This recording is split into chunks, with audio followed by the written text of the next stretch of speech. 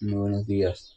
Namo Vishnupadaya Krishna Prestaya Bhutale Srimate Bhaktivedanta Swaminiti Namine Namaste Saraswate Deve Gauravani Pracharine Nirvisesa Sunyavadi Pachatya Deshatarine Jaya Sri Krishna Chaitanya Prabhu Nityananda Sri Advaita Gadadhara Srivasadi Gaura Bhaktavrinda Hare Krishna, Krishna Krishna, Hare Hare, Hare Rama, Rama Rama, Hare Hare. Hare Krishna reiterado, como habíamos anunciado ayer, ya terminamos con el intercambio, las reflexiones, lecturas y reflexiones de modo general sobre Bhagavad Gita. ¿Por qué digo de modo general? Porque en verdad la lectura y el aprovechamiento del Bhagavad Gita es algo que no tiene límite, no tiene fin. Y hablar de una lectura profunda significa la necesidad de una práctica disciplinada también profunda a diario. Por tanto, lo que hacemos o hicimos al amanecer espiritual fue simplemente darnos la oportunidad de escuchar y reflexionar sobre algunos textos Bhagavad Gita desde un espíritu de devoción lo más cercano posible a la devoción según nuestras propias cualidades y calificaciones, y aún así tratar de despertar en el corazón el deseo de profundizar un poco más en esa conversación siempre sagrada y maravillosa entre el Señor Krishna y Arjuna. Entonces, en el día de hoy voy a iniciar la lectura de un Upanishad bastante corto que quizás lo termine en 2 días, quizás en más, depende de cuánto vayamos reflexionando o se vaya reflexionando sobre cada uno de los textos. Se trata de un Upanishad o un pequeño texto perteneciente o se encuentra insertado dentro del Yajurveda, uno de los 4 Vedas, y es un texto que escogí porque nos va a dar una referencia que apunta directamente hacia la importancia del canto y la meditación de los santos nombres o de el mantra de 16 palabras Hare Krishna, Krishna Krishna, Hare Hare, Hare Rama, Rama Rama, Hare Hare. En esta era de Kali Yuga y cómo ese mantra es autorizado desde ya eras anteriores como método prescrito y cómo ese mantra entonces ayuda a limpiar de todas las impurezas por la cual está cubierta la conciencia de la entidad viviente y que le impiden tener una percepción directa de su posición original, así como de su relación original con la suprema personalidad de Dios. Entonces estoy hablando del Sri Kalishantarana Upanishad. Y algo curioso es que este texto vamos a leerlo desde una traducción y también desde un comentario que no pertenece al movimiento para la conciencia de Krishna.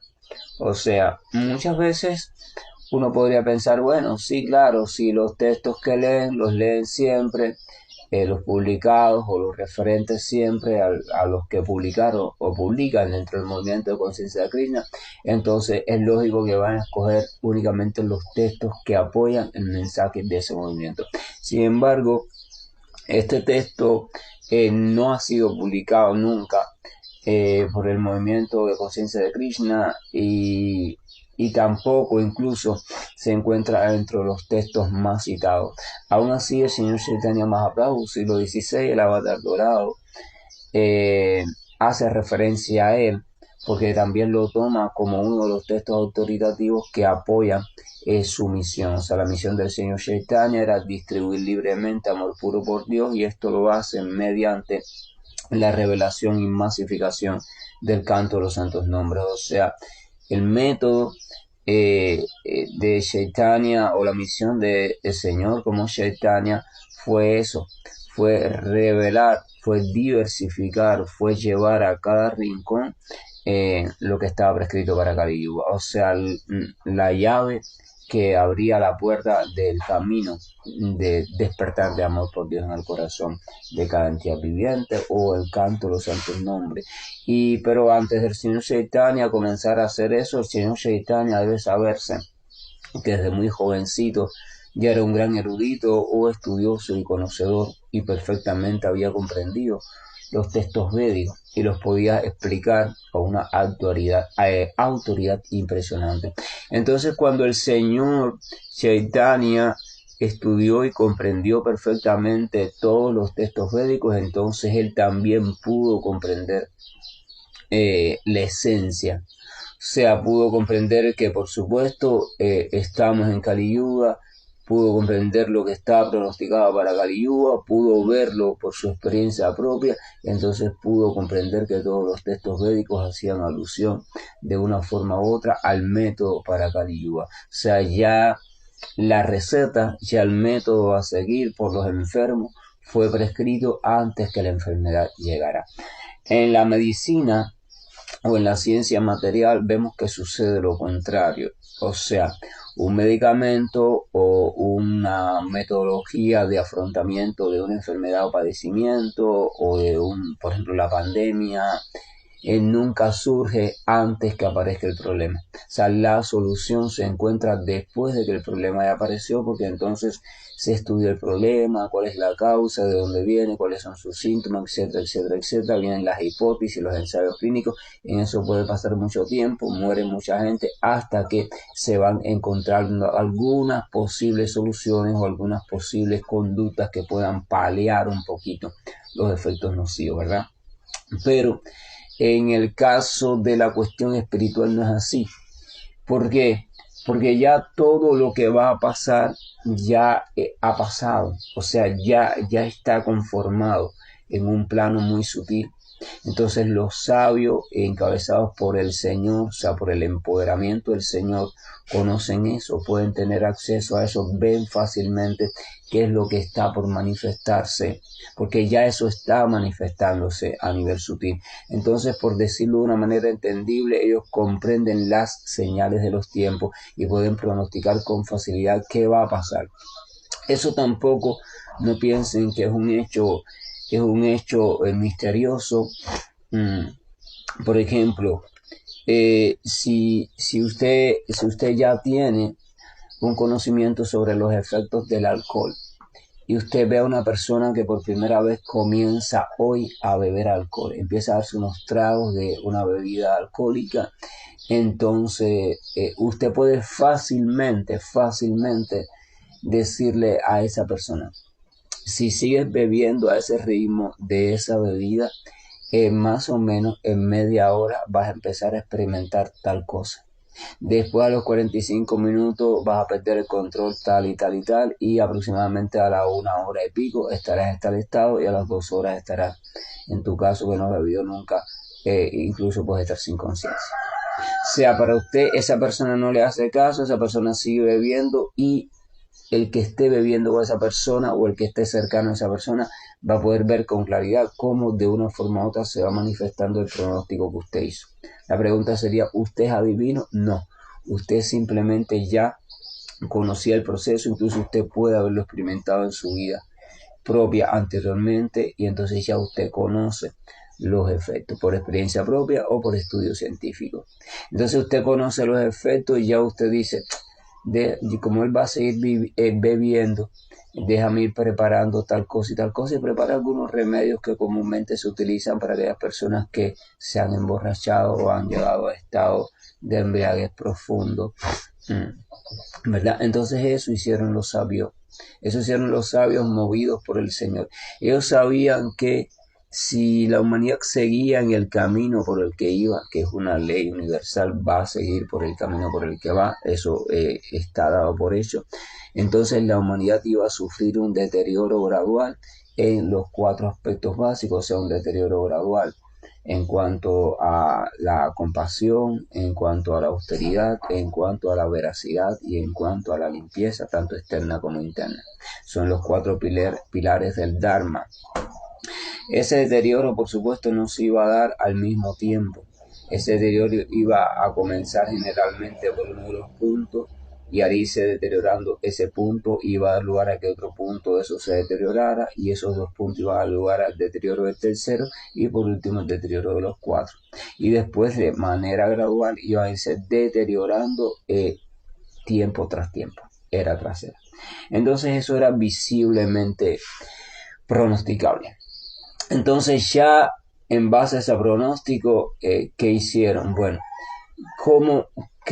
de qué modo la humanidad podrá encontrar salvación, de qué modo podrá encontrar un recurso o una herramienta practicable cuando llegue el peor de los tiempos.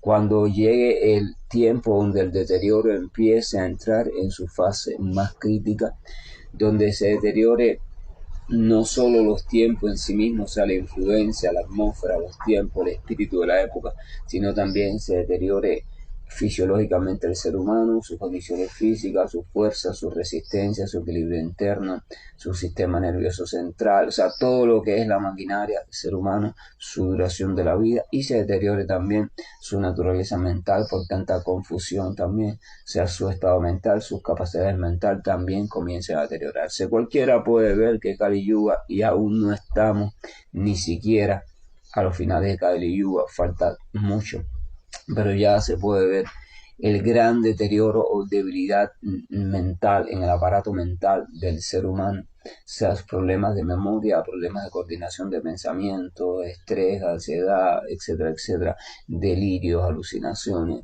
debilidad, ¿verdad? Incertidumbre, y los sobrados problemas físicos también, fragilidad, debilidad, tendencia al desequilibrio, cómo los sistemas de órganos están cada vez comprometiéndose más con enfermedades cada vez más complejas, etcétera, etcétera. Sin contar los resultados propios de los problemas que están habiendo con la naturaleza, estas cosas que no son más que problemas por la conducta inadecuada del ser humano y el abandono o el dejar de atender sus deberes prescritos. Los deberes prescritos de considerar o tener en cuenta la existencia de un Señor Supremo, así como de otros agentes también superiores que se encargan de diferentes fenómenos. El ser humano se ha creído el dueño de todo, entonces ya no hace falta Dios, no hace falta ningún otro agente que se encargue de fenómenos naturales. Yo simplemente voy a hacer las cosas a mi modo y aprovechar las cosas a mi modo. Esa es la visión del ser humano actual en su prepotencia, surgida de la ignorancia, porque la prepotencia solamente surge de la ignorancia, no puede surgir de otro lugar. Y entonces ahí tiene el desorden creciente. Entonces vamos a ver qué pasa en este Upanishad. La palabra Upanishad hace alusión a una enseñanza que es dada desde muy cerca. O sea, la enseñanza, por ejemplo, que se da así desde muy cerca, la enseñanza que le da, por ejemplo, el maestro al discípulo, eso es un Upanishad. Entonces vamos a ver este Upanishad acá en la dedicatoria. Voy a leer la dedicatoria. ¿A quién está dedicado este Upanishad? Vamos a recordar que estos Vedas, todos los Vedas fueron recopilados por Vyasadeva, la encarnación literaria de Dios, quien mismo recopiló el Srimad Bhagavatam, que fue la última obra que recopiló el Vedanta, recopiló todos los Upanishads, todos los Puranas, o sea, los 4 Vedas en sentido general, para bien de la humanidad, como siempre hace el Señor Supremo. Entonces aquí vamos a ver las 3 dedicatorias. No vamos a centrarnos en la particularidad de la dedicatoria, sino en el sentido de las dedicatorias. Recuerden que el Upanishad este es divulgado por una sampradaya, una línea de sucesión discipular, que no es la que aborda o de la cual viene el movimiento de conciencia de Krishna, y por eso va a mencionar nombres también ajenos a ese movimiento. Dice, dedicatoria: a aquel que mora en Vrindavana, destructor del demonio Kamsa, quien comió el grano de Sudama, a él le ofrezco reverencias. Evidentemente ahí se refiere al Señor Krishna, o sea, es la primera dedicatoria, es al Señor Krishna.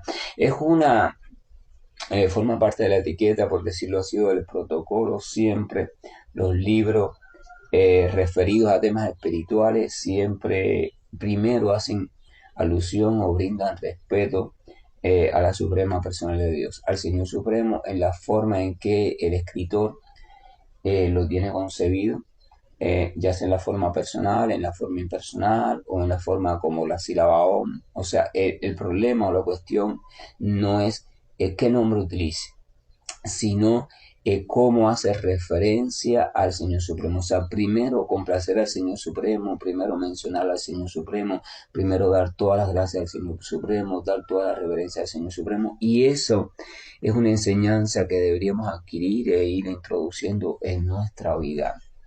En nuestra vida. O sea, ir creando el hábito saludable y sano de ir en todos los aspectos de nuestra vida siempre poniendo primero a la suprema personalidad de Dios o primero al Señor Supremo, ya sea que lo concibamos de forma filosófica como la verdad absoluta o como el Brahman impersonal o como Paramatma localizado o como sea, pero siempre sea porque eso primero nos recuerda constantemente que no somos el Señor Supremo y que nada sucede por nuestra gloria y mucho menos por nuestra sabiduría ni por nuestro famoso esfuerzo. Y cuando uno va creando ese mecanismo que parece sencillo de poner a Dios antes, o sea, las gracias siempre primero para Dios, todas las glorias para Dios, los aplausos para Dios, todo aquello que me digan aparentemente de alabanza para mí, yo debo saber que es para Dios, o sea, yo debo transmitirlo para Dios o dirigirlo hacia Dios, todo, las reverencias, las glorificaciones, todo siempre primero para el Señor Cristo. Eso también pasa con mi práctica cuando voy a hacer una práctica, cuando hablo de mí me refiero a cualquier practicante, cuando alguien va a hacer una práctica y esta práctica tiene finalidad de purificación y crecimiento espiritual, entonces uno primero debe de agradecer o situarse en un pensamiento de presencia real del Señor Supremo, tanto de súplica u oración para que le conceda la capacidad necesaria para poder practicar y que su práctica sea favorable, y así como también un pensamiento de agradecimiento por tener la oportunidad de estar conociendo un camino determinado, etcétera, etcétera. O sea, el punto es que eso lo van a encontrar siempre, al igual que, por ejemplo, todos los textos sagrados védicos, los más sagrados, los que de verdad son sagrados, generalmente comienzan con la invocación o la pronunciación de la sílaba Om o el pranava o la semilla del sonido en el universo material, que aunque no es un sonido material, es la semilla que causa todo sonido y toda manifestación material, es la representación del Señor en forma del sonido, la representación de la verdad absoluta condensada en forma de sonido, o sea, el Om. Por tanto, el Om se tiene también en los textos védicos como la presencia de Dios en su aspecto más general. Entonces todos los textos sagrados védicos comienzan con el Om, y cuando un texto comienza con el Om significa que le está ofreciendo reverencias primero que todo, o sea, el escritor de ese texto o el que lo habló, lo reveló, le está ofreciendo reverencias al Supremo Señor. Está dando a entender que esa es la figura más importante y sin la misericordia de esa figura no es posible escribir, comprender y transmitir de forma autorizada, o sea, con potencia espiritual, ningún texto. Entonces muchas veces vemos discursos de determinadas personas que aparentemente son guías espirituales, son maestros espirituales y no hacen referencia ni siquiera al principio, ni al medio, ni al final al Señor Supremo. Entonces uno podría preguntarse si no hacen referencia al Señor Supremo y sin embargo dan un discurso bastante largo sobre diferentes cosas y mensajes y lo siguen una cantidad de gente impresionante, pero si no hace referencia al Señor Supremo, entonces eso quiere decir que está haciendo referencia o se está situando sobre su propia autoridad o la autoridad de algunos textos. Pero ningún texto puede ser autoritativo a no ser que ese texto esté basado en la autoridad de Dios. Entonces hay que tener cuidado porque esos detalles, la ausencia de esos detalles, nos van dando indicadores de por qué camino va esa persona. Entonces eso es una primera señal. Un texto o un escritor al menos puede ser falso también, pero al menos que emplee que muestre primero, dedique primero su reverencia hacia la suprema personalidad de Dios, ya eso es un indicador bueno. Alguien puede ser un buen actor, dedicar la reverencia a Dios y no creer en Dios, fíjense, pero al menos ya eso no sirve como indicador, no como único indicador, pero es un indicador. Entonces, la segunda dedicatoria dice, mm, ofrezco también reverencias a aquel que mora en Ananda Kutir, quien es Swami Shivananda, nuestro amado Gurudev. A él le ofrezco reverencias. O sea, el comentarista y traductor de este texto pertenece a una sampradaya donde Swami Shivananda es su Gurudev o autoridad o maestro espiritual. Entonces, después que él le ofreció reverencia a Krishna, entonces le ofrece reverencia al maestro espiritual. Eso hace también el guía o el guru autorizado. Después que ofrece reverencia al Señor, él sabe que después las reverencias van para el Maestro, porque él no es nadie, él nunca se considera nadie, él siempre considera que cualquier cosa que él pueda realizar que sea beneficiosa o exitosa, se debe simplemente a la misericordia de su Maestro y a la misericordia del Señor Supremo. Ese es el pensamiento del discípulo que actúa y piensa de modo adecuado. Él nunca ve nada como fruto de sus cualidades porque realmente, de hecho, él no ve en él mismo ninguna cualidad favorable. A veces las personas en pensamiento materialista, influidos por la psicología materialista, hablan de la autoestima y hablan, no, que uno tiene que verse a uno con valor, uno tiene que verse a uno con cualidades maravillosas, admirables, para que la autoestima sea radiante. Esa autoestima es una autoestima surgida del ego falso y por tanto no conlleva generalmente a nada favorable. Y a veces ellos confunden la posición del devoto con una posición de baja autoestima y en verdad no hay ninguna baja autoestima en el devoto. En el devoto lo que hay es simplemente una posición completamente preventiva. O sea, cuando usted comienza a descubrir que realmente en usted mismo no hay ninguna cualidad, eso no significa que usted vale o no vale nada. O sea, porque valor y no valor, o sea, valer algo o no valer nada, eso es dualidad. Y la dualidad pertenece al mundo de las clasificaciones mentales y el devoto está trascendiendo ese mundo de las clasificaciones, así que la famosa autoestima deja de existir en el plano donde existe el devoto. Para el devoto simplemente existe el conocimiento y la comprensión de que cualquier cosa, manifestación de grandeza que pueda manifestarse a través de su persona es un reflejo. O sea, lo mismo pasa, por ejemplo, vamos a poner un ejemplo comprensible. Tenemos el sol y tenemos la luna. Sabemos porque nos enseñaron en la escuela, a cualquiera se lo enseñaron, que la luna no tiene luz propia y el sol es quien emite la luz y esa luz se refleja en la luna y entonces una parte de ese reflejo llega a sus ojos y usted dice cómo la luna brilla. Pero si usted compara el brillo de la luna con el brillo del sol, se va a dar cuenta que son brillos muy diferentes y que tienen efectos diferentes. ¿Por qué? Porque el sol es la fuente de luz y la luna simplemente refleja esa luz. O sea, refleja y funciona de manera de espejo. Ese reflejo va a depender de las cualidades de la superficie de ese objeto que está reflejando. Entonces a veces va a parecer más brillante, a veces va a parecer más opaca, ¿verdad? Lo mismo pasa.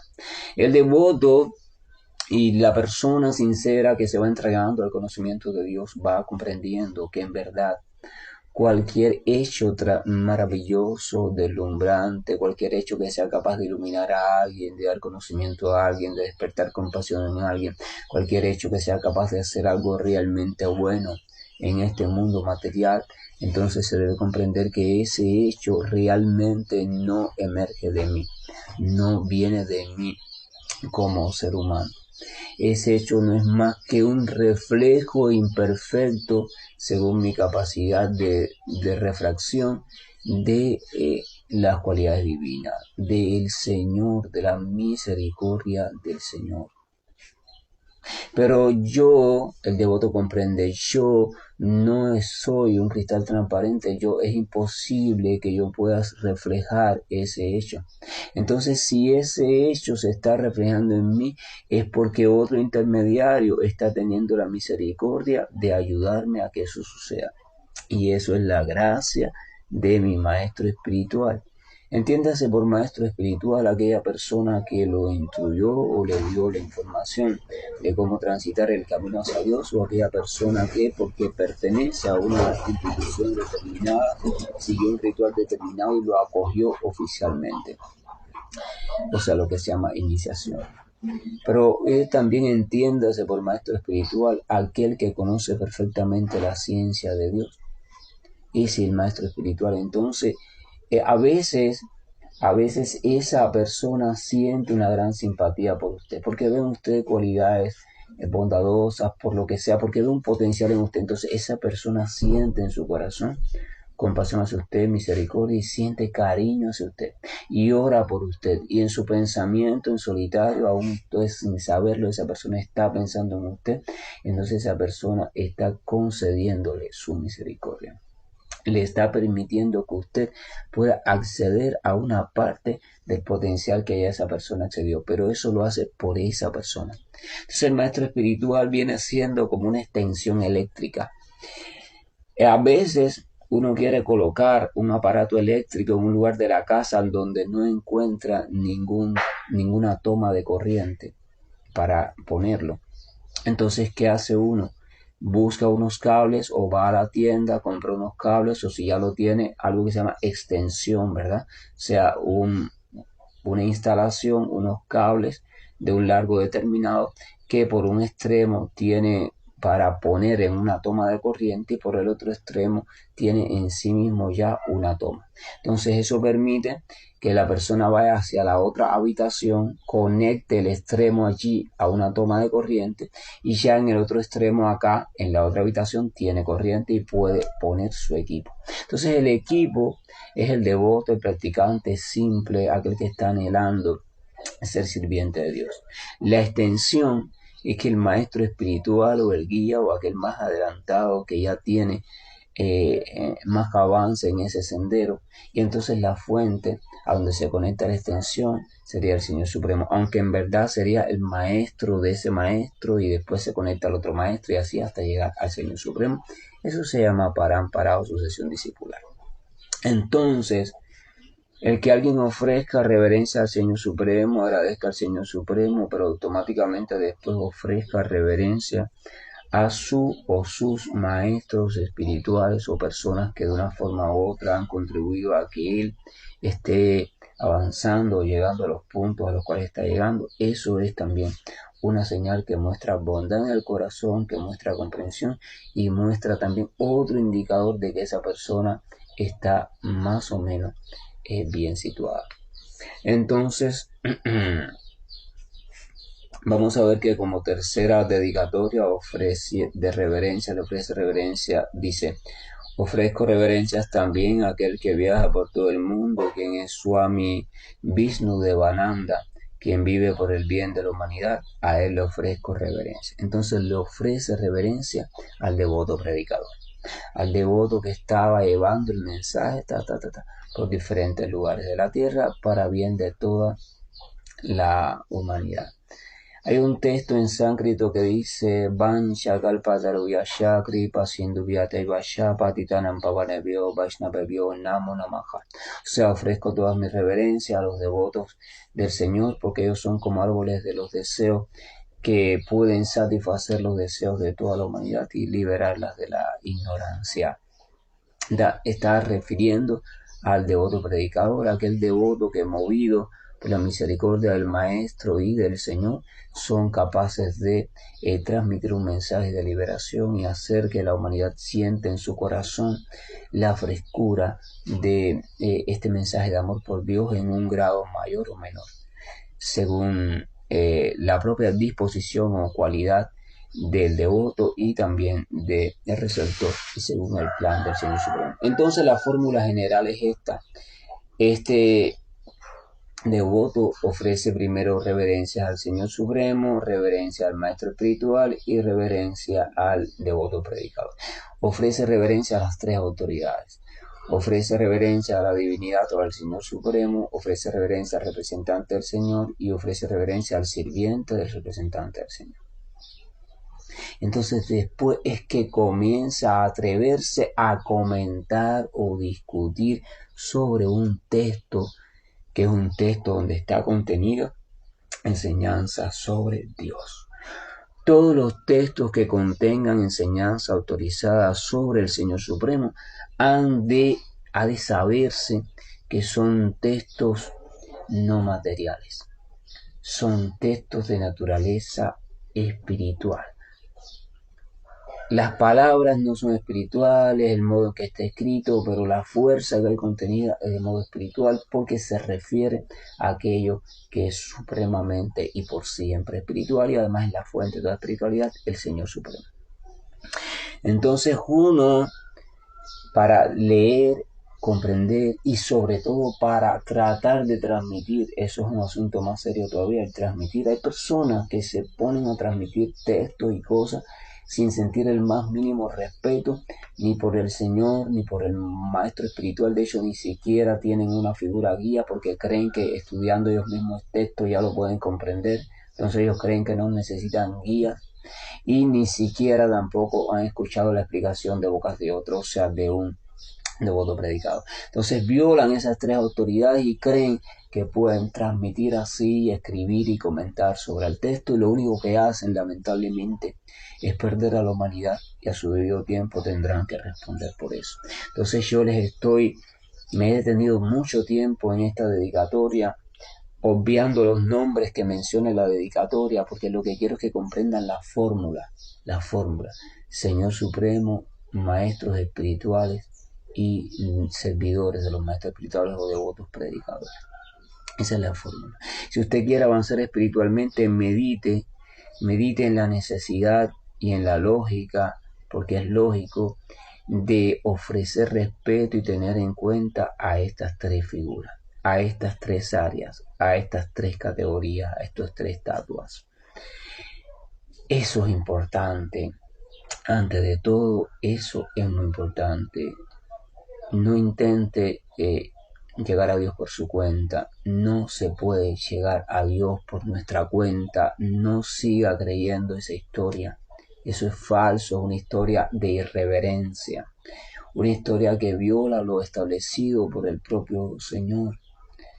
El propio Señor en sus manifestaciones como Rama, su manifestación como Krishna Chaitanya, su manifestación acá de Krishna en Vrindavana, nunca violó la autoridad que en esa época estaba implantada. Él buscó un maestro, siguió ese maestro, aunque él era superior a todos ellos.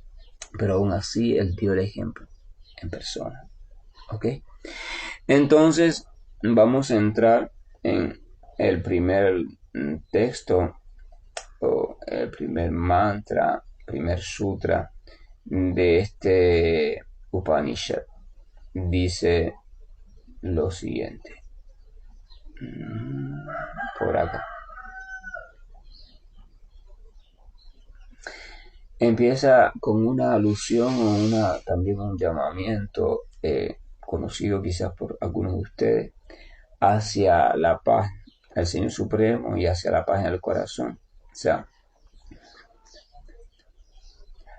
Om Shakha Nabhavata Shakha Nau Bunaktut Shakha Biryan Karabhavakait Tayashvit Nabadi Tamashtut Mavadvishad Bhakait Ham Shanti Shantika Shantika. O sea, eso, si lo vamos a traducir, sería más o menos Om, o sea, comienza con el Om, haciendo una alusión al Señor Supremo. Fíjense, recuerden lo que les hablaba ahorita. Om, o sea, el Señor Supremo. Y después dice más o menos así como que Él nos proteja a los dos. Ese a los dos se puede entender que está hablando del maestro y el discípulo. O sea, el maestro y el discípulo, antes de comenzar la conversación, Upanishad, entre maestro y discípulo, la enseñanza cercana, entonces está diciendo, que el Señor nos proteja a los dos, o sea, nos cuide, nos dé su misericordia para que esta conversación, ¿verdad?, pueda ser realmente provechosa. Entonces, se puede traducir algo así como que Él nos proteja a los dos o a ambos y que a ambos nos dé buen alimento. Ese alimento es un alimento también relacionado a la espiritualidad, la sabiduría, conocimiento, comprensión, y que juntos con gran gozo, con gran alegría, podamos trabajar, que nuestro ejercicio sea vigoroso y radiante, y que nunca haya discordia entre nosotros, que nunca haya espíritu de discordia. Vuelve a mencionar el Om al final, y entonces Shanti, Shanti, Shanti, que Shanti significa también paz, o sea, paz, paz, paz, un llamamiento, ¿verdad? Entonces, fíjense cómo comienza. Eso es clásico, o sea, todos los textos de este tipo comienzan o tienen como texto troncal, o el tronco, el texto, el inicio del texto, una invocación para atraer lo auspicioso. También a ese mantra lo vamos a encontrar en otros textos más. Incluso ya popularmente se le conoce como el Chanti Mantra o el mantra para la paz, y aparece en muchos otros Upanishad, incluso en el Isha Upanishad, donde se está invocando de nuevo al Señor Supremo, se está invocando para que dé fuerza, vigor, misericordia en el ejercicio y el caminar de nuestra vida espiritual, porque necesitamos la misericordia de Dios para avanzar espiritualmente. Eso lo hablábamos durante el estudio del Bhagavad Gita, y entonces el que es consciente de eso comienza a hacerlo, y el que no es consciente porque todavía tiene una mentalidad un poco, o sea, neófita en este sentido, entonces simplemente no le da importancia. Pero es bueno que meditemos en este hecho, medite sobre este hecho. Necesitamos contar con la misericordia del Señor Supremo. Es necesario de una forma u otra, verbal o mentalmente, invocar su misericordia. Ya sea que usted conozca una fórmula, por ejemplo, como un mantra determinado como este, o simplemente no necesita, pero sí necesita de una disposición interna en su corazón, sentir, Señor, por favor, ayúdame, concédeme tu misericordia, porque yo quiero avanzar en este sentido, voy a leer tal texto, ayúdame a comprenderlo, y también al maestro espiritual, si es que uno considera a alguien como su maestro espiritual. Entonces, después de hacer esa invocación, empieza propiamente lo que es este Upanishad. Dice el texto, el primer texto: Hari Om. Al final de Dwapara Yuga, Narada fue a ver a Brahma y se dirigió a él de esta manera: Oh Señor, ¿cómo puedo yo, siendo un vagabundo por la tierra, ser apto para liberarme de los efectos de Kali Yuga? Acá lo primero que hace el texto es que nos sitúa históricamente, dice que al final de Dwapara Yuga. La sabiduría védica divide a los tiempos de la creación, o al ciclo, ¿cómo se dice?, al transcurrir cíclico de la evolución de la creación, en 4 grandes etapas o 4 grandes eras. Entonces Dwapara o la era de bronce también se le conoce, es la tercera era o tercer tiempo. En estas 4 eras va ocurriendo una degradación progresiva de la entidad viviente en sus cualidades divinas, y por tanto un aumento de las cualidades no divinas. Vamos a recordar que en el capítulo 6 Bhagavad Gita, 16, Señor Krishna comienza describiendo la naturaleza divina y la naturaleza no divina o demoníaca, y hace alusión a algunas generalidades o cualidades de las divinas y de las no divinas. Entonces, en el transcurso, desde Satya Yuga o la era dorada hasta Kali Yuga, hay un deterioro, una presencia cada vez menos de esas cualidades divinas y un aumento cada vez mayor de las cualidades no divinas o demoníacas que el Señor Krishna relata allí en el capítulo 16, a inicios del capítulo 16, en el, en el Bhagavad Gita. Entonces acá comienza situando, dice, al final de Dwapara Yuga, o sea, al final de la tercera era, ya Kali Yuga estaba casi al comenzar. Entonces dice que Narada es un nombre muy recurrente en la literatura védica, hace alusión a un sabio perfecto, un Siddhi o un ser perfecto. En el propio Srimad Bhagavatam se explica cómo fue que Narada alcanzó esa condición, ya lo veremos cuando veamos el Srimad Bhagavatam. Pero bueno, Narada es un ser perfecto que tiene la facilidad dada por el propio Señor Supremo de tener ya su cuerpo eterno y de poder viajar libremente por todos los planos de conciencia. Narada viaja libremente desde los planos espirituales hasta los planos materiales más hundidos y los intermedios y los superiores. Libremente viaja. Como puede viajar, aparece allí, se manifiesta conscientemente a diferentes entidades vivientes y le ha servido como maestro espiritual a determinadas grandes personalidades. Él viaja siempre con un instrumento de cuerda llamada cítara, porque ¿qué hace Narada? Narada está siempre cantando las diferentes glorias del Señor Supremo. Ese es básicamente el trabajo de Narada, iluminando de esa manera. Entonces, ¿qué pasa con Narada? A veces realmente las grandes almas o devotos puros del Señor, como son herramientas del Señor, ellos son movidos por la voluntad del Señor. Y a veces el Señor hace que ellos caigan en cierta duda o cierta confusión con respecto a un tema. No es real que tengan esa duda o confusión, pero el Señor permite que caigan en ello porque a fin de cuentas son sus herramientas para que se produzca entonces una pregunta y entonces haya una respuesta. Esa pregunta siempre va a ser una pregunta que va a hacer falta para la generación futura. Entonces el Señor hace que esa gran alma caiga en esa aparente confusión. Él se encarga también de que la respuesta emerja para las generaciones futuras. Entonces se puede entender que Narada aquí está haciendo una pregunta. Pero si Narada es el sabio perfecto, ¿cómo es posible que tenga duda? Entonces, desde el punto de vista natural o de la comprensión más profunda, en verdad Narada no tiene ninguna duda.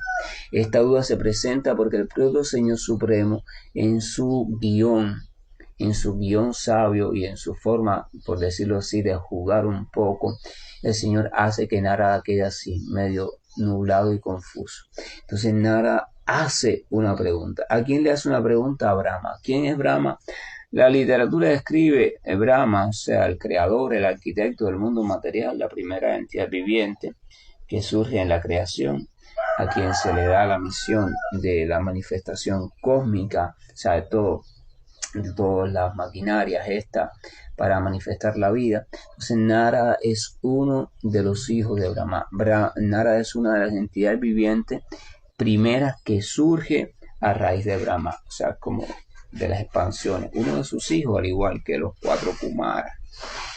Entonces Brahma también se convierte a la vez en el maestro espiritual de Narada. O sea, lo lógico, lo natural es que el hijo se convierta en discípulo del padre cuando el padre es una autoridad. Entonces Narada es hijo de Brahma y al mismo tiempo se convierte en discípulo de Brahma porque Brahma, como criatura autorizada, le enseña a Narada la ciencia del servicio devocional o la ciencia de relación con el Supremo.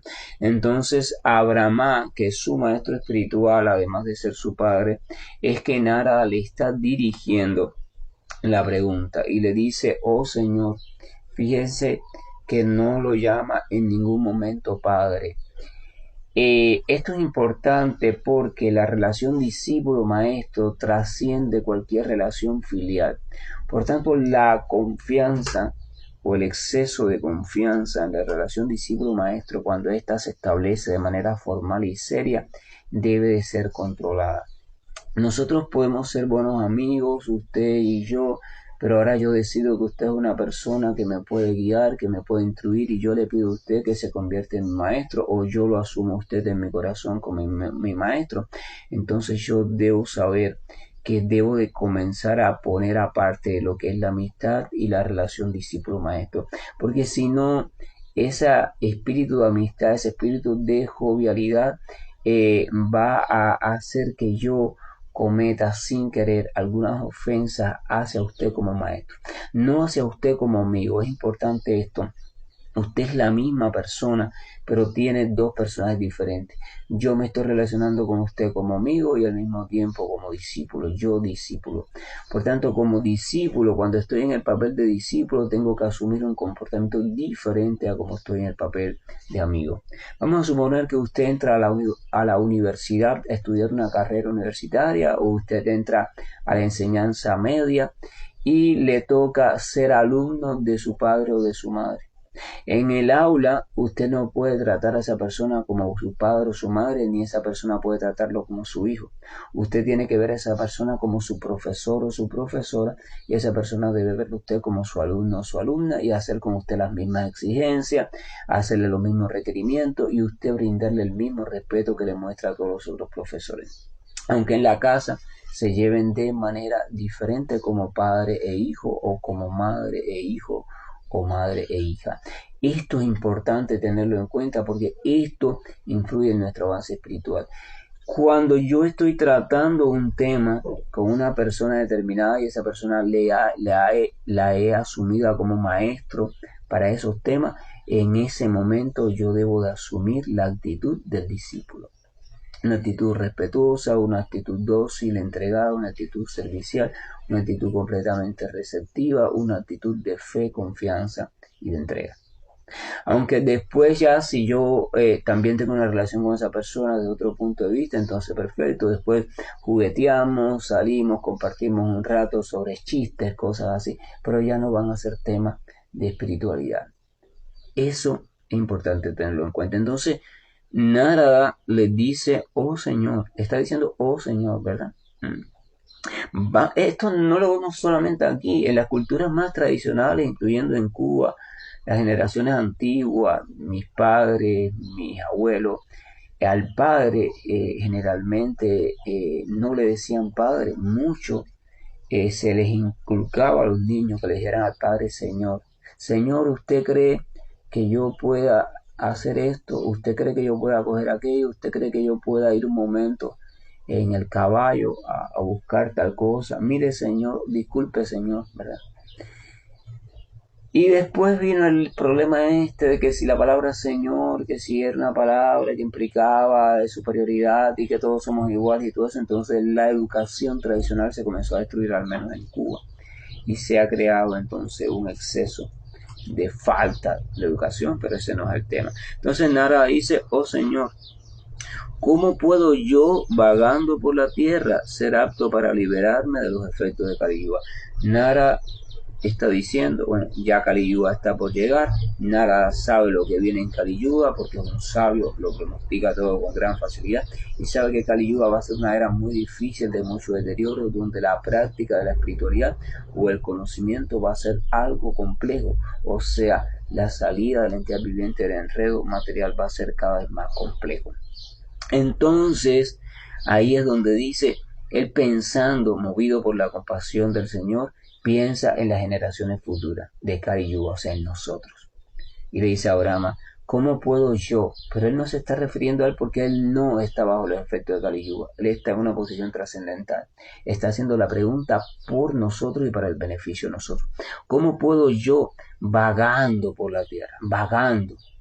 La palabra vagando es importante porque se refiere a alguien que está perdido, vagando, sin rumbo, no sabe para dónde va, no sabe de dónde viene, está vagando. Somos así, estamos vagando. No tenemos el más mínimo conocimiento ni de dónde venimos, ni para dónde vamos, ni cómo podemos llegar hacia dónde vamos. Esa es la diferencia entre el que vaga, el vagabundo, y el peregrino. El peregrino está peregrinando. Él sabe hacia dónde va y sabe por dónde debe ir. Pero el que vaga por la tierra no, simplemente está sin rumbo. Es una condición muy penosa. Así nos deberíamos ver nosotros.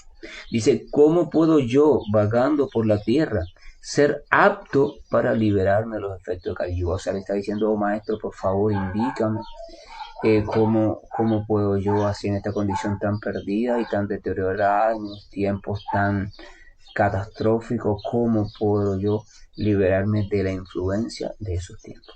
Y con esa pregunta es que comienza este Upanishad.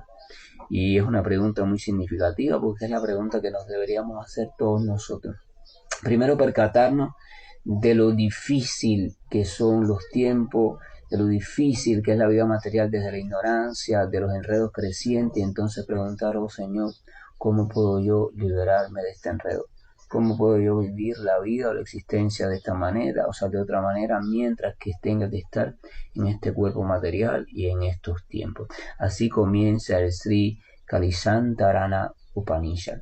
Entonces acá lo dejamos para mañana continuar. Que la gracia y el amor de nuestro Señor nos acompañe, su misericordia esté con nosotros y que sobre todo, su presencia esté pulsando cada vez más fuerte, más encendida, de manera más regular y constante en nuestro corazón. Porque necesitamos creer en la presencia de Dios, necesitamos apelar a la presencia del Señor, necesitamos, y eso lo repito siempre, para que al menos por cansancio un día lleguen a creerlo aquellos que aún no se han dado cuenta. Hare Krishna, buen día, y estoy finalizando la llamada. Hare Krishna, Krishna Krishna, Hare Hare, Hare Rama, Rama Rama, Hare Hare. Hare Krishna, Krishna Krishna, Hare Hare, Hare Rama, Rama Rama, Hare Hare. Hare Krishna, Krishna Krishna, Hare Hare, Hare Rama, Rama Rama, Hare Hare. Hare Krishna, Krishna Krishna, Hare Hare, Hare Rama, Rama Rama, Hare Hare. Hare Krishna, Krishna Krishna, Hare Hare, Hare Rama, Rama Rama, Hare Hare. Hare Krishna,